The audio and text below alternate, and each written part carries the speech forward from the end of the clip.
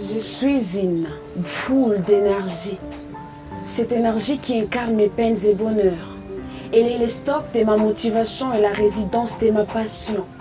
Cette énergie qui me donne la rage et qui nourrit mon courage. Celle qui s'enflamme pour révolter les âmes à faire de même. Je suis une boule d'énergie. Cette énergie qui grave à son intérieur la reconnaissance de toutes ces personnes mortes pour le bien commun. Celles qui partagent sa lumière en non éclairée. Elles vont l'espoir aux pessimistes et assistent les personnes en besoin. Je suis une boule d'énergie. Cette énergie qui oublie ses limites et qui reste focus sur ses potentiels. En moi sortent des personnes sous Jaha et Odari. Je reflète la bravoure de toutes ces personnes talentueuses qui sont en quête de leur trésor. Mes flammes prophétisent l'avenir d'un Congo nouveau où la corruption et l'injustice seront les cadets de nos soucis. Mes empreintes retracent des pistes, des solutions en question, générations présentes et futures. Je symbolise et je projette l'espoir à la femme marginalisée, la délivrance d'un peuple mentalement colonisé, la liberté des innocents longtemps culpabilisés.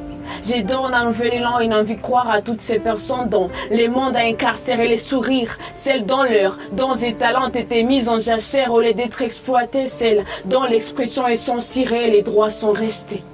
Je suis une boule d'énergie, preneuse de la pacification, fondatrice de l'émancipation, enseignante de la persévérance malgré un parcours sémé d'embûches. Je suis une boule d'énergie. Cette énergie qui me donne la rage et qui nourrit mon courage, celle qui s'enflamme pour révolter les âmes à faire de même. Je suis une boule d'énergie. Au nom de Abumba Esther, je suis une artiste slameuse du collectif Goma Slam Session. J'aime l'art, puisque l'art c'est la vie, l'art c'est un moyen pour moi d'exprimer ce que je ressens, d'éduquer et d'influencer.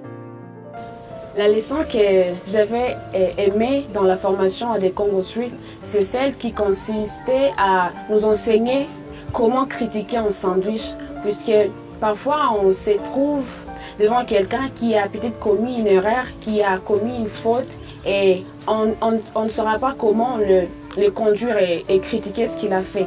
La leçon de critiquer un sandwich m'a permis à savoir comment critiquer quelqu'un tout en l'encourageant à continuer de l'avant dans ce qu'il est en train de faire.